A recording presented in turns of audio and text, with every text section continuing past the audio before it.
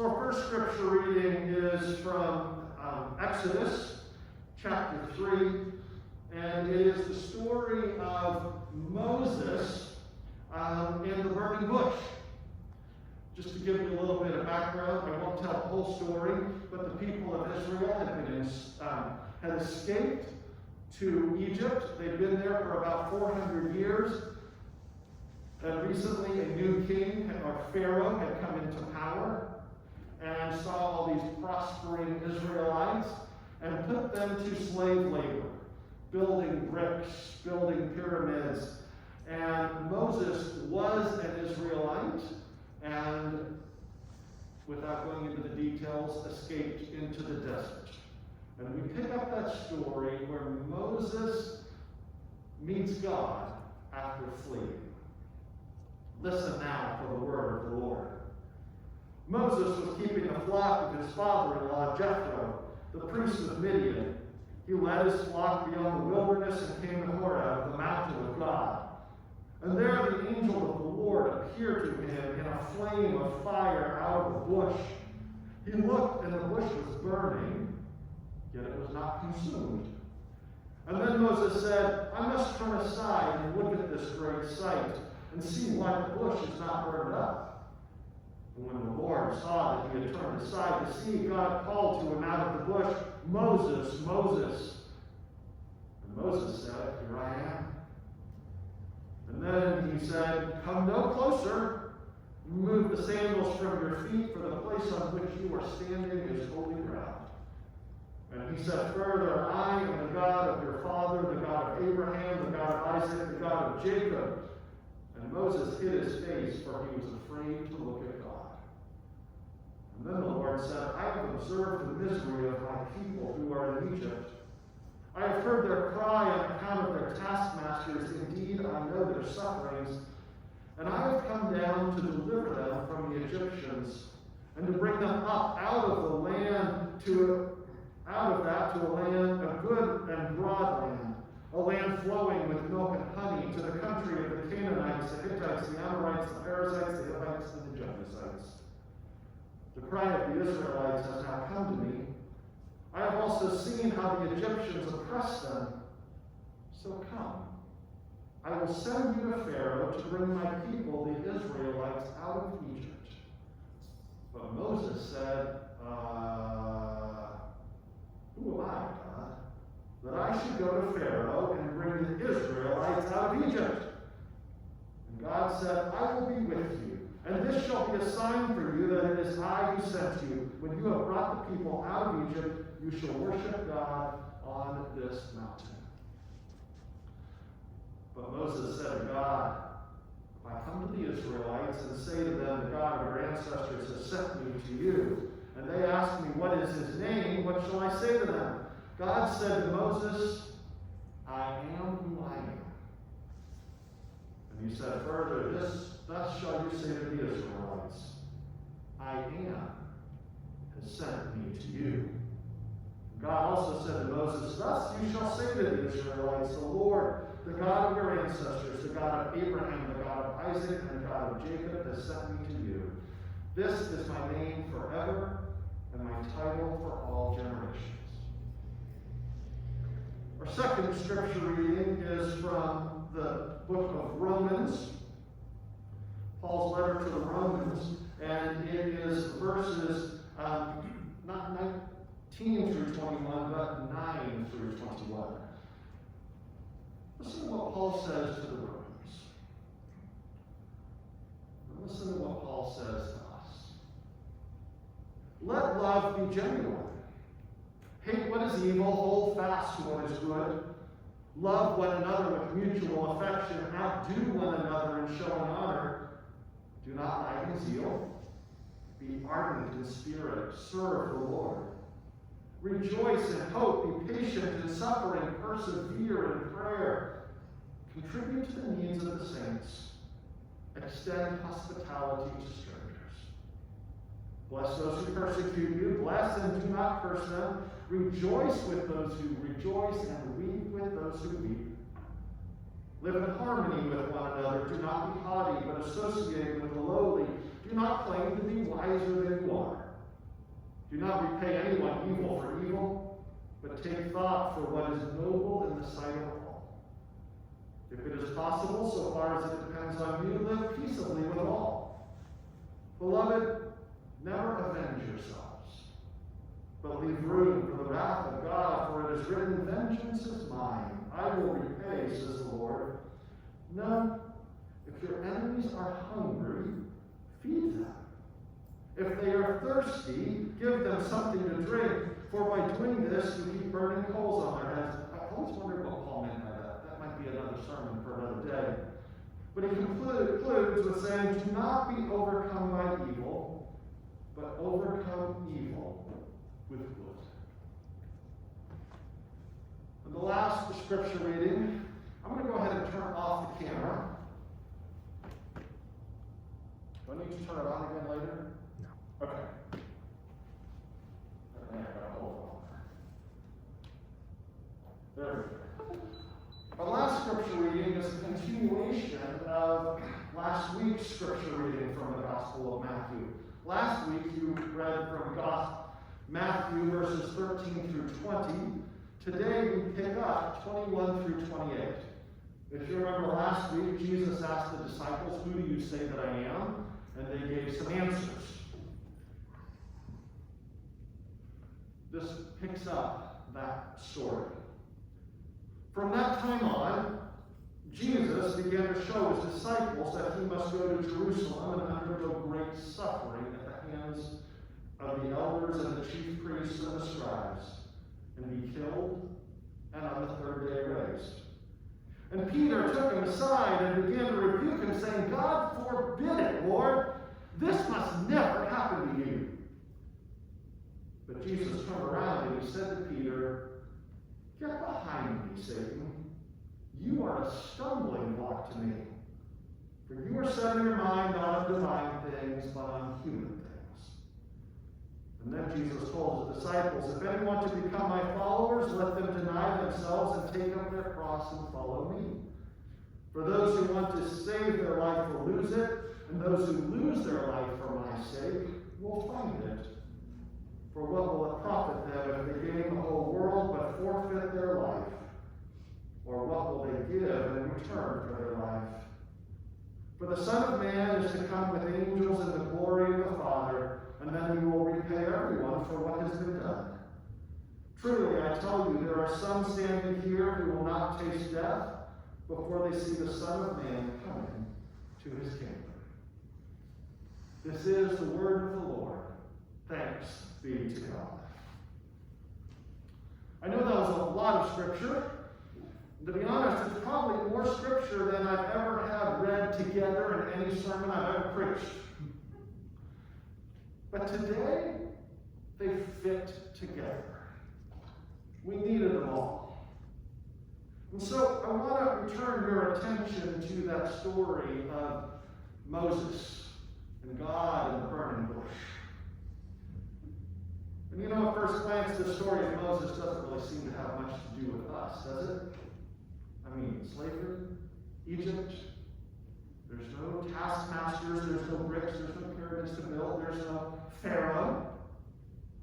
I mean, we, of all people, are paid for our labor. And if anything, slavery is even antithetical to us as good Americans.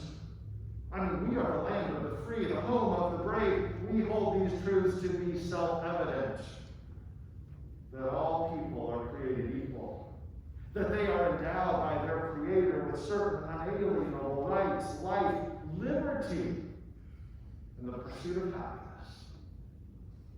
Slavery? Us? Does this story of the Israelites in slavery really have anything to do with us? I wouldn't be standing here today if it didn't. It does. Now certainly we know that in Jesus Christ we are free. Paul tells us that in Galatians chapter 5. But we are also captive. As people, we have some slavery among us. The world we live in, the culture we live in, the culture we swim people in bondage. Hans Kung, in his work on being Christian, says it this way: not only Christianity, but also the world religions are aware of man's enslavement and need of redemption.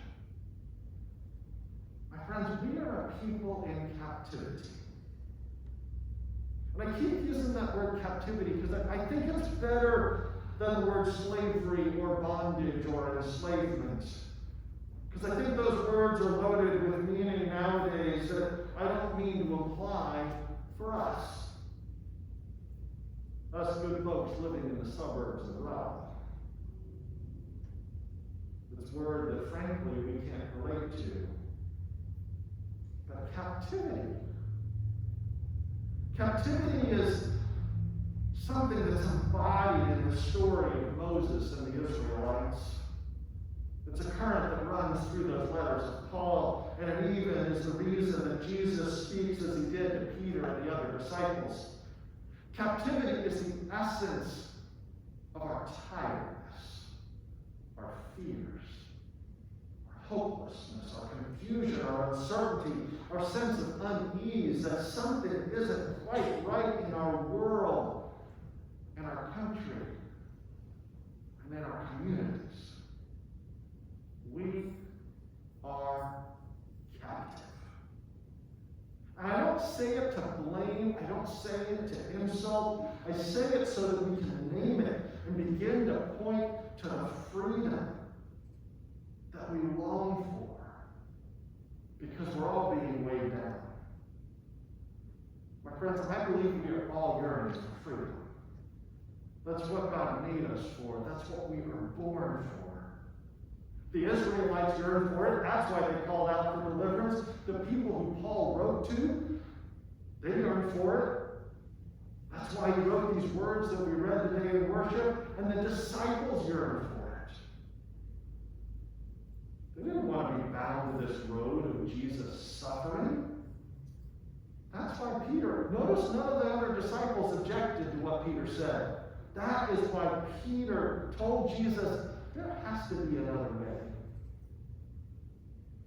And my friend, just like those Israelites and Paul's audience and Jesus' disciples, we yearn for freedom too.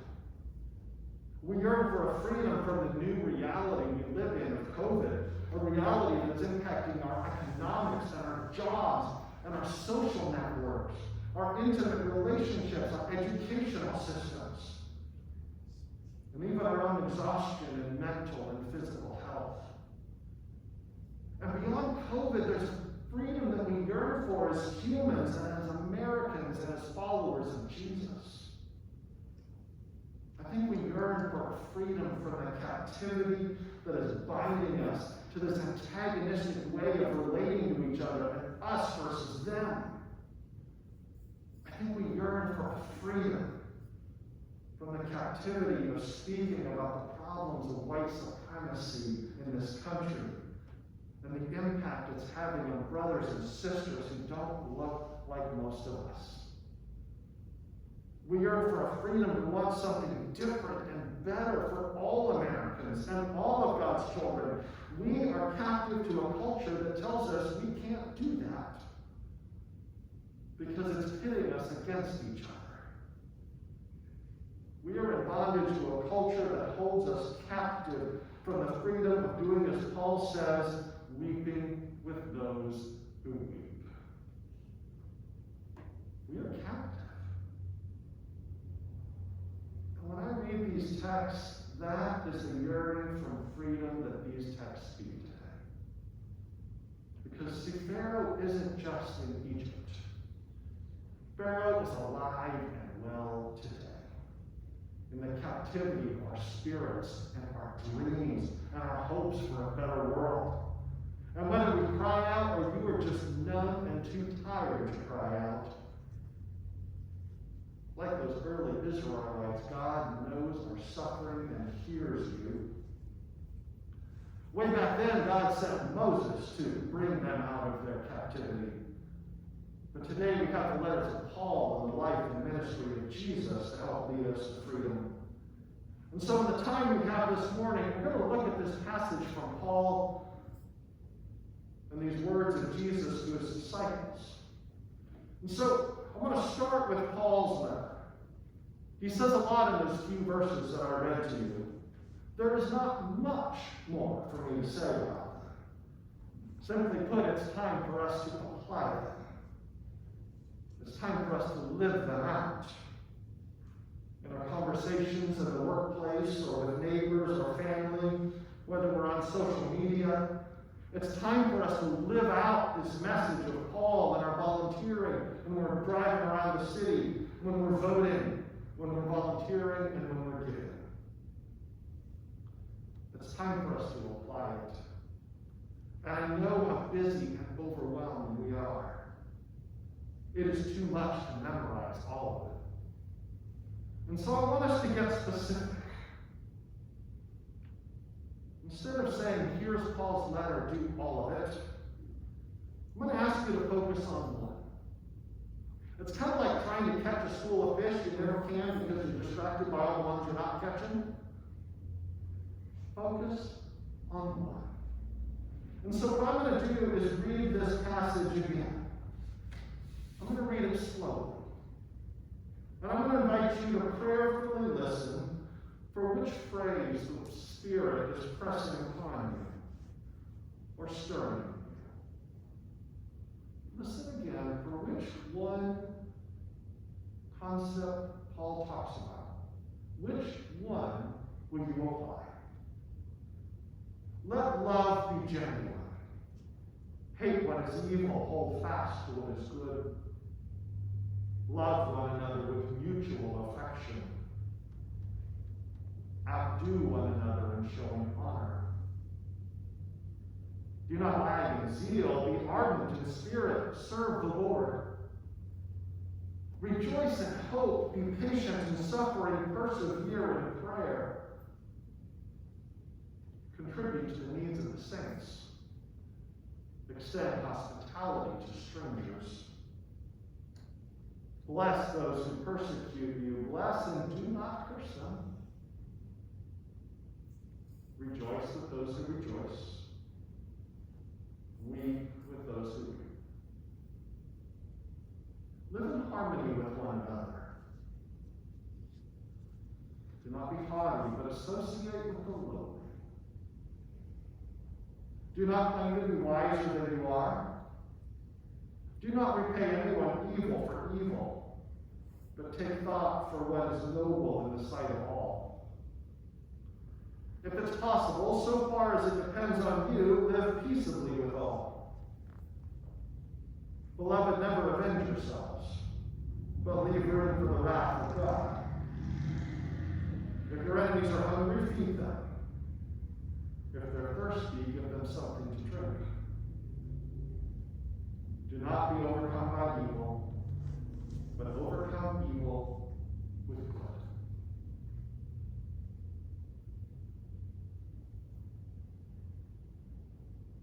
Apply it. Live. What? That is a first step that we have in today's scripture to getting into freedom. A second step toward freedom is the story of Jesus and Peter and the disciples. To recap it, Jesus says, I'm going to suffer. And Peter, as a faithful leader and a lot like us, says, no. There has got to be a different way. And what I want us to notice here is Jesus' response. Jesus' response keeps Jesus out of captivity, and it gets Peter and us out of captivity to the many human ways of our culture. Jesus says, get behind me, Satan. You are a stumbling block. You are setting your sights not on divine things, but on human things. Can you imagine saying that to somebody today? Typing that into a Facebook comment? But notice what Jesus does. Jesus disagrees. And he does so, I think, in a way that we can aspire to. Jesus disagrees pointedly and faithfully. My friends, there is evil and wrong in this world. and we must call it out. We are called to be a light in the darkness. We've got to stand against evil. And yes, taking a stand against the powers of this world can be dangerous work. Because we might be wrong. What if we take a stand for the wrong thing, the wrong way?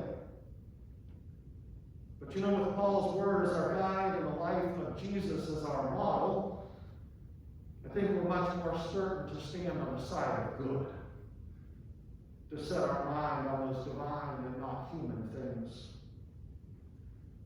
There's a second danger, though. I think a much more real and present danger to disagreeing as Jesus does. It can be downright dangerous. Physically, emotionally, socially, economically. Standing where Jesus stands and speaking as Jesus speaks and disagreeing as Jesus disagrees can lead to suffering. My friends, standing up for right, walking in the way of justice and humbly with your God is not for the faint of heart. A minister colleague of mine said not too long ago, walking the Christian life is no primrose path of unicorns and fairy dust. I like the way he phrased it. Living the Christian life is going to lead us through the dark valley of some suffering. That's what Jesus makes clear to us today. Following him is not for the faint of heart. Yet, it is in this losing of our life for his sake that we find ours. It's walking into the darkness that we find the light of a burning bush. And it's standing boldly against injustice where we will find ourselves walking humbly with God and actually doing justice. My friends, I know you're tired. I'm tired. Captivity is exhausting. It's scary and it can make us afraid. I know that none of us want to suffer. It's so tempting to be like Moses and just say, oh my God, there's got to be somebody better than me, more qualified than me to do this. It is so tempting for us to be like Cain and say, am I my brother's keeper? Or my sister's? In today's world, we don't have the luxury of being tired, or afraid, or scared, or not suffering, or not caring. Brothers and sisters in our country, specifically our black brothers and sisters, are being killed and excluded and dehumanized in ways that we would not tolerate for ourselves or for our loved ones. We must speak up for them. We must walk with them. As Christian people, we have got to be the ones that walk and pave the path for others to get to the freedom we enjoy. We can no longer be captive to the ways of this world with its bullying and lying and greed. We can no longer stand idly by while others remain bound and captive in slavery. We cannot be overcome by evil, but we must stand strong, even in the face of our own suffering. We must overcome evil with good. We must set our minds not on human, but on divine things. And we must follow Moses' example and step into our calling of leading others to freedom. Let's pray. Holy God, you are faithful to us. You are always good to us. And so now we ask that you would bless us with energy, with zeal, with care for those who need freedom, for those those who are not free. Help us, Lord, that we would be freed from our own captivity, that we might help lead others out of theirs, as you have done for us. For in Jesus' name we pray.